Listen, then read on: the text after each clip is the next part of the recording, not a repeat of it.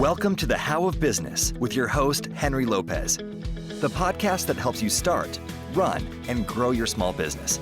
And now, here is your host. Welcome to this episode of the How of Business. This is Henry Lopez, and it's my great pleasure to have Eric Ries on the show. Eric, welcome to the show. Thank you very much. Thanks for having me. I'm a big fan of Eric's book, previous book, and we're going to talk about his new book. I have his previous book here, one of his previous books. Oh, that's awesome. Yeah, The Lean Startup. That's one of my Bibles. It sits on my desk. I mention and refer to it often in different ways as I do business coaching and as I guide people on how to start a business. I think it's a seminal must read on how to do that. And so we'll refer to that, but talk about... Thank you. Thank you. Absolutely. It's my pleasure. Obviously, it's been a national bestseller for a long time, a hugely popular book. But we're going to chat about the new book. So today, Eric Ries is with me. He's the author, like I said, of The Lean Startup. It's one of the most influential books ever written about building a modern business. His new book, Incorruptible, which we're going to focus on today, tackles, I think, that next challenge that founders face, which is how to grow a company without losing the mission, the values, and trust that made it successful in the first place. So when you're in that stage, Eric is here then to share how entrepreneurs can build businesses that stay true to their purpose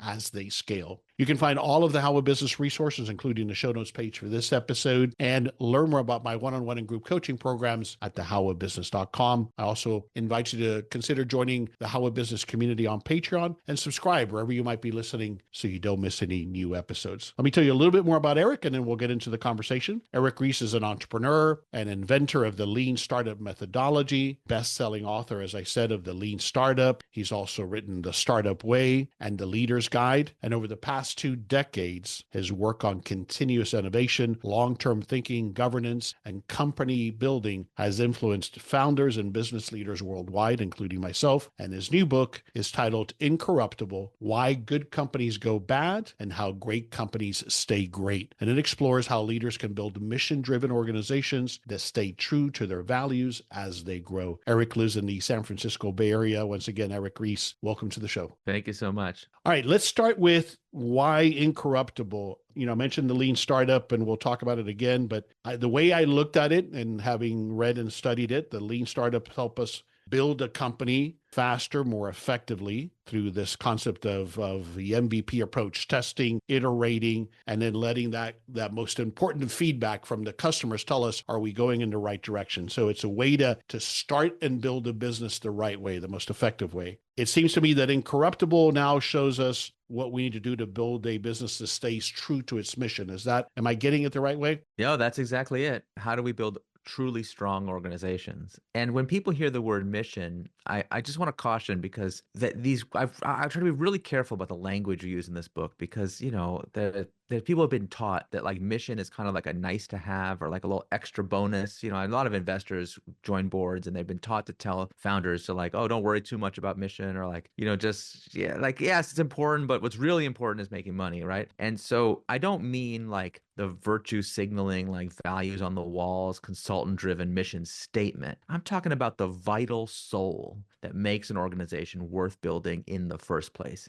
Can that be preserved even as the organization scales? Yeah, I'm glad you're clarifying that. So let's go down that tangent, because that can be so confusing often, especially for us as small business owners. Mission is kind of that copy that we put on the website, and then, you know, it sounded good. Somebody else wrote it for us, but we don't necessarily live by it. So can you give me an example of what we were, and it could just be something you hypothetical, but what makes for a good mission for a small business typically? What does it need to include? Yeah. So for just people to understand kind of the terminology of this, because people talk about like a startup has a vision, business has a vision, and vision is like a image of the future state of where you would want to go. Imagine like I'm planning a road trip, like we're going to go to New York City. And it's like, okay, my vision is of the city where the streets are paved with gold, you know, and everyone becomes a Broadway star, whatever. Like vision is my image of where I want to go. And of course, people talk about how a vision can catalyze people get excited. But like at the end of the day, vision is intangible. It is an active imagination about the future state. The mission is the plan, the determination that you are going to drive this vehicle to this place. So I say, what is the mission of this road trip? It's like, we are trying to go to New York City. Now, if I say, how are you going to get there? I say, well, I'm going to drive across the Rocky Mountains from California to New York. You're like, okay, is the mission to drive across the Rocky Mountains? No. The mission is to get to New York City. So when we drive there and we say, oh man, those mountains are real tall, we should go around. I mean, they talk about the lean startup. That would be a pivot. We are now pivoting, finding a different strategy to get to that same destination. So the critical thing about mission, though, is while vision is an act of the imagination often of a single person, a mission has to be a shared commitment of multiple people. We have to all agree that we're going to row in this same direction. And of course, when I say it as a road trip to New York, it's very easy. But most businesses, right from the very beginning, are confused about what really is the mission. And this has given rise in recent years to people creating a mission statement. I'm not a fan of mission statements. I'm a fan of actual missions. So let me help you understand the difference. The mission statement is whatever you write on the wall. Okay, or like you could have a consultant help you with your mission statement. You can put it in your fundraising deck. You can discuss it in board meetings or whatever. You could say your mission statement is whatever you want it to be. In the same way that a politician can tell you their goals or their platform, their values or whatever. They can say whatever they want, you know. Right. But how do you know if it's true? The mission is what the organization actually is committed to. What is its actual day-to-day operational purpose, and how does it go about achieving that purpose? So companies can be coherent or incoherent. That is, the whole team is all pulling in the same direction, or different departments are squabbling and doing different things. A mission can be ambitious or humble. A company can be principled in how it goes about that mission, or it could be very unprincipled, and it could have a different purpose. The purpose, I think, of an organization should be to achieve the mission. But unfortunately, in the world we live in today, most organizations, legally speaking, have a purpose that is called shareholder primacy, meaning that the purpose of the organization is to enrich shareholders. So just in that very brief statement of what is a mission, you see how there are competing different ideas about what an organization is, what it's supposed to be doing. And this is why we get so easily confused. So my preference would be, whenever we start a business, small business, large business, startups, nonprofit, I don't care, any kind of business, we have clarity about, we start with a vision. We say that our mission is to achieve that vision by whatever means necessary. Our legal purpose is to do that to the maximum extent that we can. And our ethos, our how, is to do that in a principled way that takes care of the people who we care about.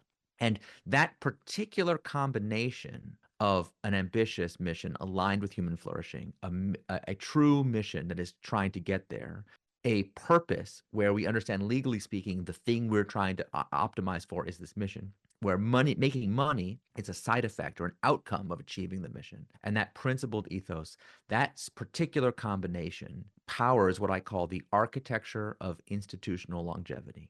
It is like a magic formula that when you have it, you are capable of creating something that will endure long past a single human lifespan, if that's your goal. And if any one of those elements are missing, what I've found is organizations are extremely vulnerable to being knocked off course or maybe even becoming something value destroying. This is Henry Lopez, briefly pausing this episode to share exciting news about business bookkeeping. Yes, bookkeeping. It can be exciting, especially when it's accurate and timely and you don't have to do it. I'm excited to announce that I've launched the How of Business Bookkeeping, a technology-driven essential bookkeeping service for small business owners like you, and I'm accepting a limited number of clients in our early access program. Let me ask you this. Do you have accurate and timely financials to measure the performance of your business and help you make critical decisions? If you're behind on your books or tired of doing it yourself or frustrated with your current bookkeeper, then I invite you to consider my new bookkeeping service, the How of Business Bookkeeping. The service includes your QuickBooks Online subscription, monthly account and credit card reconciliations, accurate financial reports, a KPI dashboard, and professional bookkeeping support, so you always know where your business stands and you can make decisions with confidence.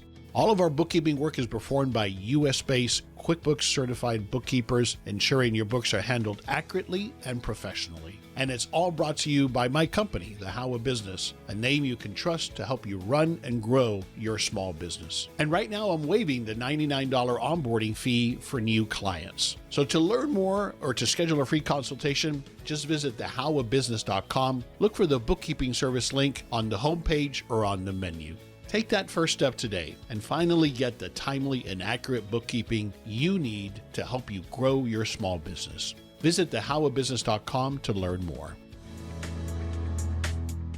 Okay, lots shared there, Eric. So let's break that apart a little bit, because going back to, as you were describing, mission, you said the ethos is the how, but I've always kind of looked at the mission statement as how we will achieve the vision. I think we're saying the same thing. You're just breaking it down into parts. If we continue with this analogy of the vision is to get to New York City, I'm starting in California, I guess, if you're crossing the Rockies, is part of what I need to define in my mission is the how of how we're going to get there. We're going to get there in a luxurious fashion. We're going to get there with room for everybody. We're going to, how would I apply it using that same analogy? How do I begin to craft that mission of how we're going to do this? Yeah, that's exactly right. Let me give you a concrete example because I think it's helpful to have like an actual company Absolutely. to think about. Yep. And I really like the example. This is a story from the book of Cloudflare. Yep. Cloudflare is a hugely successful startup today. So now they're a gargantuan company. I don't know, $70 billion market cap or something last time I checked. So it's not, people sometimes be like, oh, why are you giving these big company examples? But I knew Cloudflare when they were just a tiny little company. Okay, they started out and as we a can very always humble, learn for those simple companies, even though they're larger. We can always learn and apply Yeah, exactly. it to Well, smaller. I'm always like, well, how did they get so large? Exactly. I think it's like, big. it wasn't an accident. Right. So anyway, they were a very small company with this very humble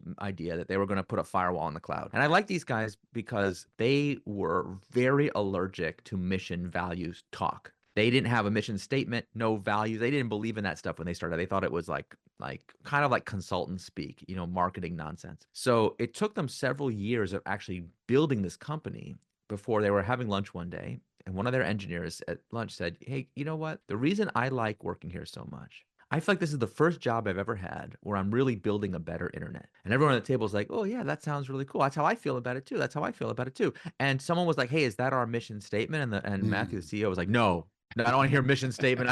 No. But over time, they started to realize that whenever they were faced an important or difficult decision, if they could make a better internet, they always chose that option, even if they could make more money with the other option or it was more convenient to do the other option or whatever. So like the mission was an embodiment. The mission statement is a description of what they were already doing. Now, that might not be the mission that gets you out of bed, but they get something like, I don't know, 10,000 applicants for every open job they have. There's a lot of people that mission is deeply, deeply resonant for. And the key to having a mission like this is it allows you to make decisions that you can't really justify on a spreadsheet, right, but are nonetheless the right thing to do. And just like you were saying, like there's different ways. Different companies would do it differently. Like if I say I'm going on a road trip to New York, yeah, well, how luxurious is it going to be? You remember that old video game, The Oregon Trail? Yep. Right. Yeah. You go from point A to point B. Is it important that everybody arrives alive? Is that like that game? You win that. If one person makes it to the Oregon, you win. So like, yeah, some people would be like, no, everyone who joins we're going to be alive at the end. Other teams are like, no, we're ruthless. We're going to, like, different companies have a different ethos, different character, different thing that they care about. Some people say, well, we're going to pick up every person we meet along the way. If we saw someone in need on the path of our journey, would we stop to help them? Or we say, no, our mission is to go to this place. Those, they're on their own, right? Like there's a lot of these different questions that come up every day. So one of the questions that came up for Cloudflare at a time when they were a freemium product and they gave the service, the firewall service, away for free, but customers had to pay extra for premium features. And the number one most important premium feature was web encryption. Now, today, if you go to a website, pretty much every website you go to is SSL encrypted. We all take it for granted. It's a very important part of the privacy guarantee of the internet. But that was not always true. And part of the reason we take it for granted today is because of the story I'm about to tell you. Cloudflare was making all this money charging websites to upgrade to encryption. And that made logical sense. It was a valuable feature, but also it was a feature that involved hard costs.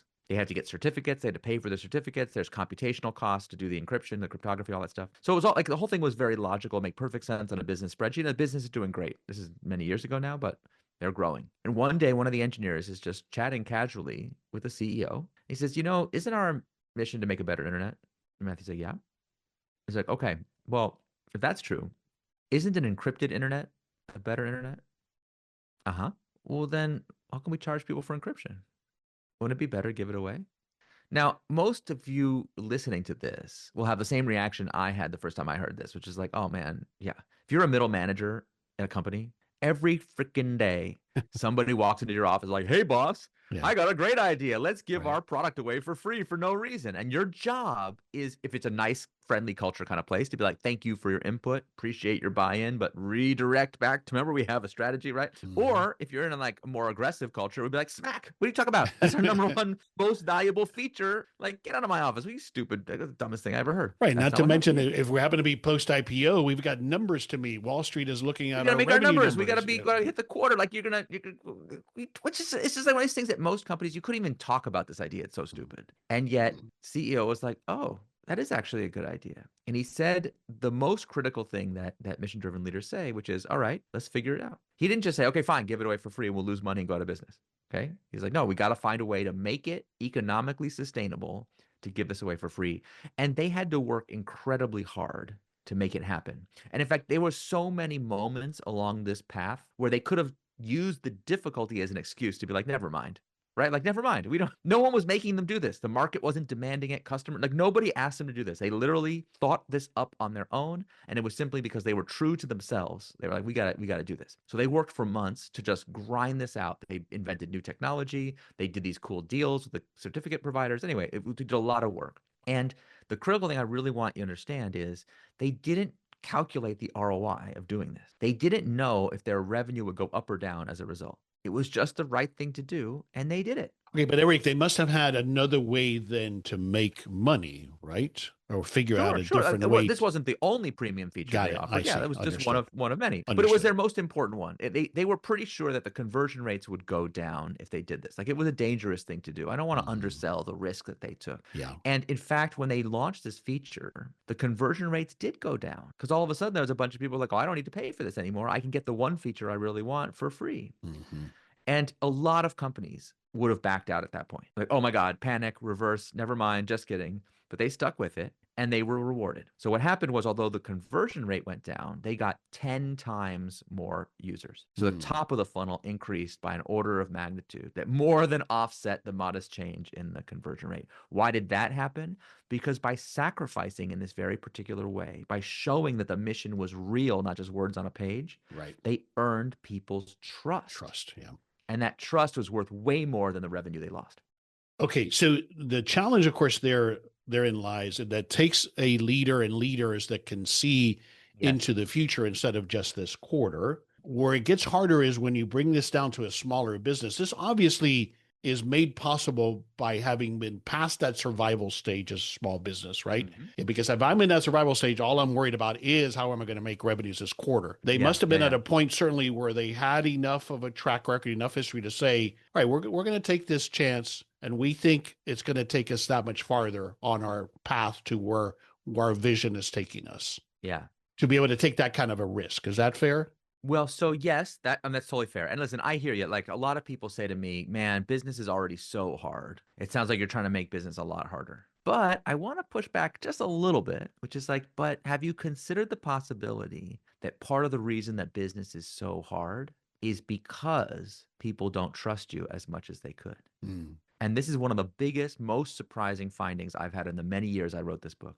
I call the principle harder is easier. Sometimes, it's not a guarantee, but sometimes when you make these more principled decisions, even though it seems like it's putting things at risk, even though it seems like it's making your life more difficult, the trustworthiness that generates solves the deeper underlying problem that was making everything so difficult in the first place. And just to keep it in a small business context, most businesses complain to me like it's really hard to get new customers, right? It's really hard to grow. It's really hard to compete with big box retail or whatever. Like, you think about, I just like the classic complaints I hear all the time. It's hard to get my employees to actually all row in the same direction. But like, I've talked to so many businesses where I'm like, okay, you've been confronted. Like, oftentimes it confronts you. It's not like you had a good idea one day. It was like, here's a situation where you need to decide what to do. Think about like the small businesses that had to decide whether to shut down in Minneapolis recently or not, right? Like, you got to give something up in exchange for you don't know what, or put your head in the sand and just do the same thing. So people often be like, I don't have time to do the right thing. I got to just make my quarter. I got to make my revenue. I don't have time to do the right thing. But then later, they're like, but now no one will pay any attention to me.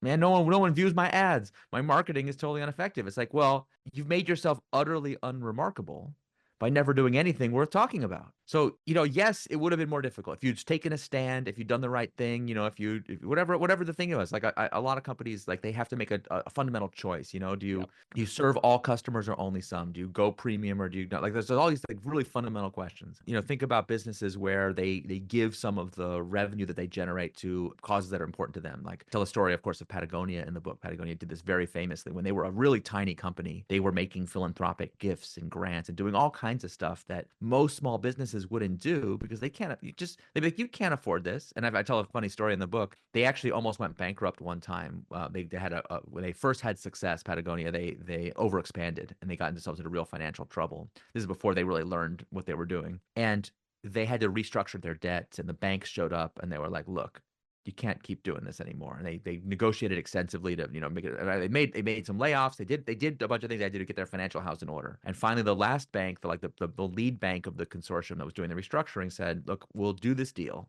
but you have to promise us that during the time of the restructuring, you won't make any more philanthropic donations. And the then CEO of Patagonia said, no deal. Really? Now, everyone who hears the story is like, what? Yeah. You can't say no. They're like, we'd rather go bankrupt than betray who we are. Either the point of this restructuring is to save Patagonia, not destroy it. So if you want us to go bankrupt, fine. That's your problem. But we are going to keep being who we are. And it's like, it's such a crazy thing to say. You're like, oh my God. But first of all, the bank had to relent. What could they do? And second of all, we're still talking about it all these years later. Mm-hmm. All these crazy things that companies do to prove that they're serious about what they're like. They create memorable moments that employees and customers and investors, everyone can rally to be like, oh, I see that these guys are actually serious. And that power makes other problems that other companies struggle with just magically go away. Mm-hmm. So it's a trade. You do the harder work up front, you reap the rewards later. And you mentioned also that the mission statement isn't about the money that we're going to make that comes with it, because what I'm hearing and understanding is what the result of it will be the trust that we build with our audience, our customers, our clients. They will reward us with that trust. We will be rewarded because of that trust that we're building. And if we use that as our guideline, as our roadmap to how we make decisions, we will generally make better decisions than short-term, I think you call it financial gravity type decisions. Mm-hmm. Is that right? Yeah, exactly right. Exactly right. So tell me a little bit more about financial gravity, because that's, I think, the thing that's I keep coming back to is, and why probably I've struggled with mission statements in the past, although I do believe in them, especially the vision. And like I said, that the mission on how we're going to get there, I think you have to have something you're working towards, but in guiding us at the end of the day, for me as a small business, it's about making a profit. Yeah. But here you're telling me look a little bit longer term on that profitability as opposed to shorter term.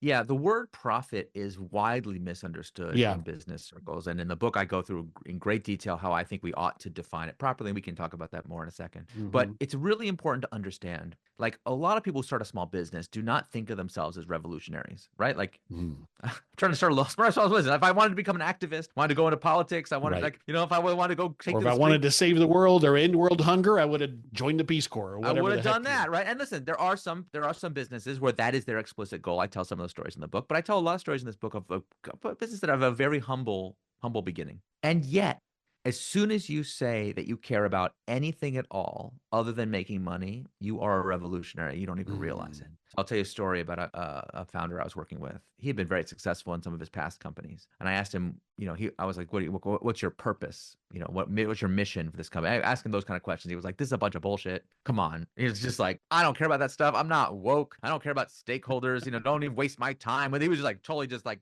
fully grumpy engineering kind of guy. You know what I'm talking about? Mm-hmm. I'm like, that's cool, man. But I hear you don't care about stakeholders, but how do you feel about your employees? And he totally changed. He's like, I would do anything for my employees. Okay, so you don't care about stakeholders, but you would do anything for your employees. That's good to know. I said, so what's most important to you about this company? He's like, well, we're going to make money by whatever means necessary in order to fund our true calling, which is to create high quality products. I'm going to create a culture, an environment where the best engineers in the world that want to come work here. I don't want to be big. I don't want to scale. I want to create like a small team that's just, this is what we do. Quality is everything. I was like, okay, that's the mission, but isn't it? Isn't that part of the mission? I was like, that sounds like a mission to me. He's like, no, we're just trying to make money. I was like, listen, I can prove to you that what you're saying is not true, that you yourself don't even believe what you're saying. It's easy for me to prove it to you. And he's like, crossed his arms like, rah, rah, rah, rah. I was like, "Wait, I'll do it right now. Let's imagine let's you hire 10 people. You're building this awesome culture, awesome quality, awesome stuff. What if one of your engineers comes to you one day and says, hey, boss, I just realized something. We could actually make a little extra money on this product if we lowered the quality. We're paying a lot extra for quality materials here. Why don't we just use crap materials? No one would. It's on the inside of the case. No one would notice. We make extra money. Would you do it? And he was super offended. He's like, how dare you suggest such a thing? Over my dead body, we would never do it. I said, but I thought you said you're just going to make as much money as possible by whatever means necessary. He's like, well, not like that. It's like, oh, I see. So there are some ways of making money you're willing to do and others you wouldn't be willing to do. He's like, exactly. I'm like, okay, but you told me before that you're just trying to enrich your shareholders as much as possible. He's like, oh, well, not like that, right? Like, it's like, you got to choose. Well, right. Which is it? And this is the problem, is that our business culture today is we live in the era of what's called shareholder primacy, the idea that an organization is nothing more than a financial instrument designed to enrich shareholders. That's its essential purpose. Now, people act like this is some ancient wisdom, critical pillar of capitalism going back to the no. If you have a window, if you're in a room with a window right now, I encourage you to look out the window. You probably can see a tree that is older than this idea, okay? The critical, like, court cases in Delaware that established shareholder primacy for real come from 1986. Okay, think of, like when people were listening to Depeche Mode. Okay, like that's how old it is. Okay, this is not some ancient wisdom. But we all have been kind of brainwashed into this idea, and so what happens is we start organizations. Even the smallest organization now has a stated mission or purpose, and then its actual purpose, and they diverge. So we say to customers, to our employees, to ourselves, we believe in quality, we believe in health, we believe in whatever we want to do. But actually, legally speaking, and maybe even like secretly, we carry around in our mind the idea that we're just trying to make a buck. We're not really trustworthy. And we all know this. If you have a friend who will do anything for $1, you can't trust anything they say. Right. Because if they say, I'll be there, what if someone offers them $1 to not be there? Right. Because, as we often will say, that person might sell their soul or might sell their own mom to get that dollar. Right. Absolutely. And so what we find in history also, Eric, is that those types of businesses rarely survive very long. Absolutely. Those businesses that are focused just on how quickly can I make money, and that's the only thing that matters. Because they end up cannibalizing themselves, don't they, to a big extent? Yeah, exactly. It's the cannibalization is really the issue. And it's just, this is how a lot of those companies wind up inadvertently becoming Ponzi schemes. They wind up, I remember working with a company that was trying to do this cool technology, but they were like so focused on like whatever would make the numbers go up and to the right. Like it only took them like 6 months of just anything to make the numbers go up and to the right. And they were selling pornography and like psychic hotlines, and just like the dopamine hit of these short-term temptations is super, super strong. And it's the same reason why drugs are dangerous. It's like, and in the book, I tell the story of Jim Sinegal, the founder of Costco. He literally called it like taking heroin. Like there's this stuff you can do and you can get away with it. Like for a while, you can get away with it for a while, but ultimately it is self-defeating. Whereas the organizations that endure lay that longer-term foundation. All right. I want to jump to the point about profit and defining profit. I think if I'm getting it right, but I want you to expand about it. It's, as you say, the result of creating durable value. So can you explain this different kind of, or different view of profit, what it means? Sure. So if you ask people what it means to make a profit, that's like a small business owner, they'll tell you that it's obvious. Everyone knows that. It's just profit means you have extra money left over after you pay your expenses. Simple. Economists call that value added, right? You take a $50 piece of wood, turn it into a $200 table, you have a $150 profit. But of course, it's a little more complicated than that, because of course you gotta pay the employees. What about the amortized costs? What about fixed costs? So over time we have made the definition of profit more and more and more complicated. But we have left out a bunch of, I think, really critical aspects of that definition that we have to confront if we're going to get serious about this. So in the book, I walk through these examples of things that, according to the formal definition people have in their head, they have to call profitable. But according to the intuitive sense of profit that they carry in their heart, they would say are not profitable. I mentioned a Ponzi scheme. I love doing these exercises with people. Is a Ponzi scheme profitable? And they're like, no. Everyone's like, no, I don't. If you make things for a living, you are going to want to say no. It can't be profitable. We're like, hold on. But it is in the short term. Absolutely, it is. Its revenue exceeds its costs this quarter. You're like, yeah, well, but it's, eventually it's going to collapse. Oh, I say it's okay. So if it's eventually going to collapse, then it's not profitable. What are you saying? You're saying, in the language of economics, if the liabilities are deferred into the future, we call those deferred liabilities, they should count against your profit. And as soon as you say that, it's like, oh, so time horizon really matters. Now I can't just say I'm profitable this day, this week, this quarter. I have to think about the future. I have to think about longer term horizon to see if I'm really creating value or not. That's one of several examples I go through in the book. There's also the idea of negative externalities, like, think about secondhand smoke or pollution. If I harm other people in order for me to make money, then the value I destroy is offsetting the profit I make. And even though I get away with it, it's like a bank robber. Is a bank robber profitable? Well, like if he robs more money than the cost of buying a getaway car, like, yeah, I get it. People are like, well, but no, I understand. He just stole the money. Well, most ways of making money today, we have so many of them that are closer to theft than they are to value creation. And of course, that's even before we get to the ones that involve destroying a human life as a necessary component of making money. And we have all these ways today of gambling, of throwing money away, of basically speculating, gambling, tricking, deceiving, making things addictive, that our grandparents and our great-grandparents would have absolutely understood to not be profitable, and in fact would have seen basically as illegal. Like, there's quite a few of them that would have been crimes not that long ago. So we who build things for a living, like especially anyone who like cares about quality, about customers, about taking care of, like if you care about anything at all other than making money, we have to start to get a lot smarter about what does it mean to be a for-profit organization. And when we use a more refined definition of making a profit, it opens up competitive advantages and business opportunities that most people are blind to.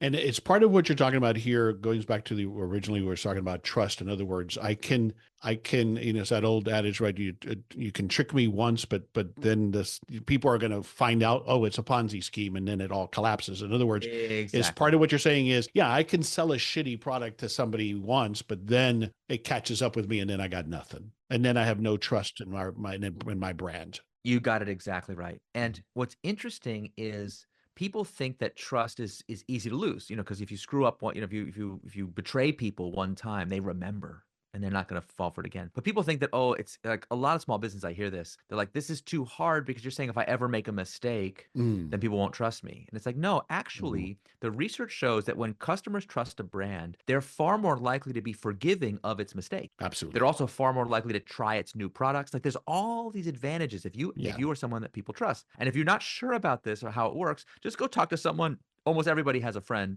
because they're so big. Everyone has a friend who's obsessed with Costco. Okay, Costco is one of those companies that like people love, and people who don't shop at Costco often don't understand like what's the big deal. It seems like a souped up supermarket. But just go ask your friend, why do you love Costco so much? And they'll tell you all these different stories. In fact, I only put a few of them in the book, but there's tons that I didn't put into the book of times where there's just a company that like unerringly seems to do the right thing. One of my favorites, I just saw this on social media the other day. Somebody wrote a really nasty email to like the local, I forget where it was. I think it was in Kentucky, like a local Costco, complaining that they were out of ketchup in the food court. And they got an email back from the CEO of the Costco corporation apologizing and saying he's going to look into it.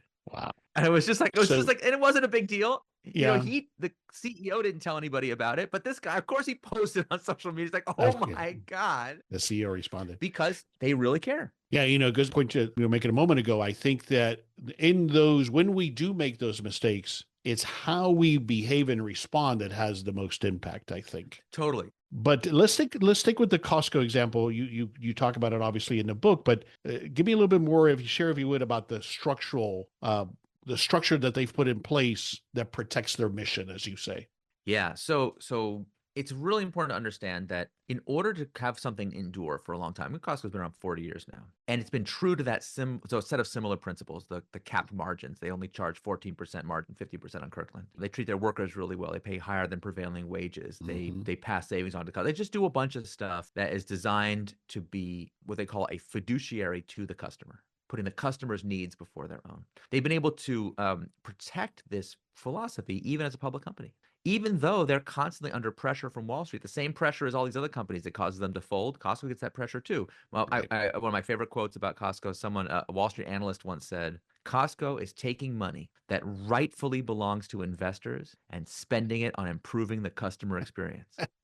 Like, as a criticism, it's like they're stealing from investors. Like they've committed a crime. Like they've committed a crime. That was actually how they And so I remember there's this time when the stock crashed and Jim Sinegal, the original founder, was taken on a tour to meet investors, by his CFO, kind of dragged to meet them because they were all pissed off because the stock had gone down. And they had these meetings where they're complaining, you give too much money to customers, you need to do stock buybacks, you need to do this and that. And he was just like, I don't care. That could have been when he might have capitulated and said, okay, you're right. We need to do things the way you guys are telling us to do. That's where the mission came in. The guidelines says, no, this is the way we're going to get there. This is the way we do it. Now, he was able to do that because Costco is protected by what I call a governance fortress. And this is something that a lot of small business owners have never spent any time looking at their governing documents because they think it doesn't matter. It's like a building permit. I haven't read my building permit either. I don't know what's in the terms of service that you click on a website. I get it. People hear the word governance and like, why is that important? But every organization from the tiniest dry cleaner up to the world's largest companies like Costco has a corporate charter. And it says, it's like the Constitution that says who has power and under what are the goals and purposes of this company. And many organizations have built themselves with a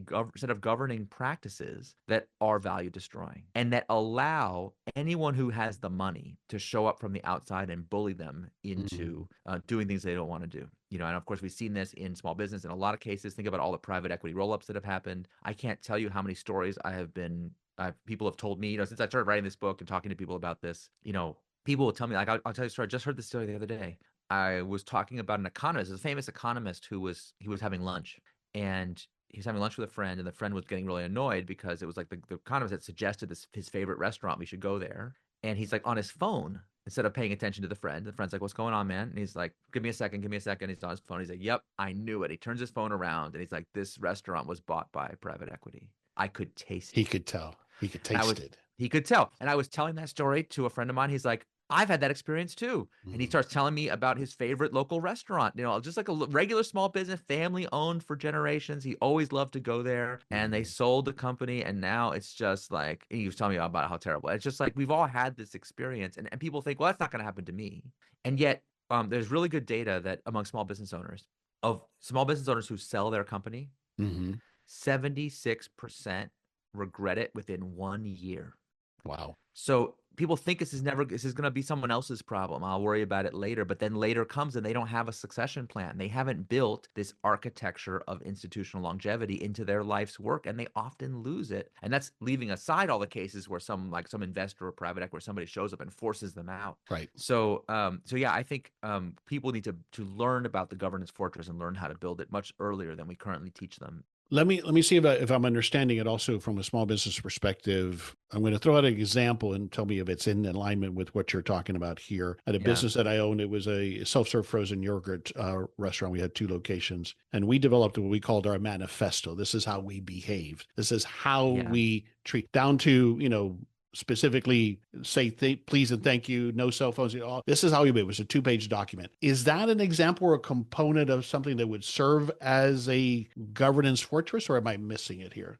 Yeah, that's half of the necessary What's step. the part that I'm missing? Yeah, so the first question, and you're right. The first most important thing is, have we built something worth protecting? Okay, like if there's not some bigger purpose or mission, right? If you haven't done that work, go do that. But then here's the question. You can have the strongest operating manual in the world. You can have your employees so bought into it, they really understand it and do it consistently every day. But what happens if someone shows up and just offers everybody money to abandon it? And what happens if someone says, listen, I'll just buy it. I'll buy it from you. Now, if you are a family-run business, you own 100% of it, you got no outside investment. There's certain circumstances where you can just be like, well, sorry, I don't want to do it. But even then, again, what happens when that person gets to retirement age? Then what? But for everybody else, anyone who has any outside investors or has given stock options to employees or any kind of multi-shareholder situation, you already have this question of like, well, under what circumstances is it okay for us to abandon the mission for money? I see. And the cool thing is, you can write it into your corporate charter. You can take your manifesto and put it in the corporate charter. You can be like, legally, like not just this is operationally what we do, but legally this is also what we do. So you're saying a company like Costco might have in their charter, we will only mark up 15%, those kind of guidelines that are exactly. that they're a public governance? company, so yeah, you got it. They have to do more than that because they're a public company. But basically what happens is if outside investors want to force them to change their margin structure, it's very difficult to do. Whereas for most companies, it's very easy to do. Of course, exactly, because that's left open. Yeah. It also, Yeah. though, comes back to when that employee says, "Hey, we could source this product. It'll be a hot seller, and the margin is 50%." They say, "No. That's not how we do things here. It's a great idea, but that's not the way we do things here. In fact, we have governance for that. We can't do those things." Yeah. And by making it that you can't do it instead of just you choose not to do it, that's what creates the trust. That fortress and creates that trust. Yeah. Yeah, because otherwise you're just like, well, we haven't. You know, I always tell people say like, you talk to a lawyer, you ask him about any of this stuff that we're talking about. A lawyer will always tell you should just increase your optionality for the future. Don't commit, like just don't commit to the future. Just do a good job now, but you want to have more optionality is one of my least favorite words, because I'm like, okay, if I go to my lawyer and say, listen, someone suggested that in the future we might want to turn our customers into Soylent Green. Should I preserve my optionality to do that? And if I do that, customers are gonna be like, wait, your optionality to do what? Can we at least take the Soylent Green off the table, please? Right? Like, can we at least say that I won't shoot you for money? I won't do like, is there anything we can say about our future Is there anything commitments? that we And won't most do? founders, yeah, like here are the things we won't do. We will never do this. And you can say that you'll never do it. But again, what if a private equity firm buys you out? The key to governance protections is you make it permanently impossible for those things to ever happen. You say our purpose as an organization, legally speaking, is to be one that does not do this or that does do that. You could specify things about the future, and then you still have the problem of succession. You still have to find good people to implement that plan. You have to do a lot of other stuff too. Right. But I was talking to the founders of Taylor Guitars. Okay, they're like an incredible small business. I have several in my living room right now. The best guitars in the world, and they converted recently to a 100% employee ownership model. But it's not just employee ownership for the sake of employee ownership. They built an ESOP plan that is designed to exist in perpetuity. I see. Not because employee ownership is the purpose, craftsmanship is the purpose. I see. Because if you're going to buy from them, if you're going to buy that, you have to believe that not just today, but in the future, they are going to continue to make the best. Now, making musical instruments requires decades-long commitments. You got to get the right wood, and you have to season it, and it's it's an incredibly elaborate process, and it's incredibly easy to cheat your customers because most customers are not sophisticated enough to know the difference. Only the very, very best musicians in the world can tell, and that's why in any kind of elite product like that, instead of making the best product, you could just go bribe a bunch of influencers to use your product and tell people it's the best in the world, right? Like just to But build in the end, authenticity that becomes a Ponzi scheme because that trust erodes. And in the end, it will shine through that you're not really. Eventually, these things utterly collapse. But you make a lot of money in the meantime. In the short term, make a lot of money. As we've been talking about, there's a particular client. I was just responding to an email for her. Kristen is her name, and she's challenged now with filling a more senior position with somebody that has that ownership mentality, right? But that's such a hard thing to do because it's an employee. They're not an owner. But it seems to me that if we do have this mission right, we will attract someone that wants to be part of that. And they're joining us not just because of the paycheck, but beyond that, because we're helping us accomplish this mission that they buy into it. Is that fair? Mm-hmm. You got it. All right. I gotta go to the Lean Startup and talk about how AI, we could talk about this for hours, but just quickly, what are some of the ways that you're seeing AI change the Lean Startup thinking? Oh man, it's a great time to be an entrepreneur. I think so. Disruption is scary in so many ways, but but putting my entrepreneur's hat on, disruption, uncertainty, chaos, that is, it's just like the famous guy from Game of Thrones says, chaos is a ladder. Like that really is true. When institutions are being disrupted, new institutions have to be built. It is literally entrepreneurs who need to be called forth to make those changes. And one of the things I learned in writing this book that, I've really believed, I didn't really understand it, but I've always believed it, even going back to Lean Startup, is that when there's disruption, you don't automatically get a good values replacement, right? If you care about the civic fabric of our world, you as an entrepreneur, you better make sure that things that we get rid of, we better replace them with things that are better, not worse. Think about when we replaced newspapers with Facebook. That hasn't gone that well. Right. So it's a very exciting time for entrepreneurship. I was being interviewed the other day on stage, and the person asked me, do I feel vindicated because Lean Startup called all these trends? And I was like, oh, I didn't even think about it that way. But yeah, like for sure, Lean Startup has become more and more and more powerful as we've seen two trends accelerate. First is we are democratizing the means of production. So more and more and more people can create more and more and more different kinds of products. And that's, you think about like what an individual person armed with a credit card could accomplish 50 years ago compared to today. It's just incredible. Right now we're starting to talk about, we're going to be talking about companies that make hundreds of millions of dollars or billions of dollars with like one employee. Like that's going to happen. That would have been unthinkable 50 years ago. So that's really exciting. So the range of possibilities is expanding. At the same time, the level of uncertainty is increasing. Because first of all, we have more competitors means more disruption, more confusion, more everything, but also customer standards are going up. The economic and political landscape is shifting, and AI is going to turbocharge both of these trends. And Lean Startup has always thrived where we have this unique combination where we can go faster than we used to be able to go, and we need to go faster because we need to learn what's going on. So AI is very exciting from that way. Think about like the building a minimum viable product. AI can be a turbocharger. Figuring out if it's time to pivot or not, the data analysis that you can do with AI is really tremendous. However, Agreed. Yeah, that's what I'm experiencing. That's how I'm trying to leverage it as well and help my clients do so. All right, we'll wrap you it also up, have to Eric. remember, though. Yes, go ahead, please. Remember that just because AI makes things more efficient for you, it also makes it more efficient from everybody you're competing with, right? Exactly. Everyone gets access to the same Right. technology at the same time. So yeah, it's really important to realize that like it's not just, oh, I got faster, therefore I have an advantage. If you got a little bit faster, but your competitor got a lot faster, you're still behind. So that is really the challenge with tools that are changing as rapidly as we're seeing with AI. Well said, but I think that what I look at then is, as again, you talk about in the lean startup, it all still comes down to how quickly am I willing to put something out there and execute and release something, right? And so that is the sine qua non, always has been, yeah. Always has been. That doesn't change. Yeah.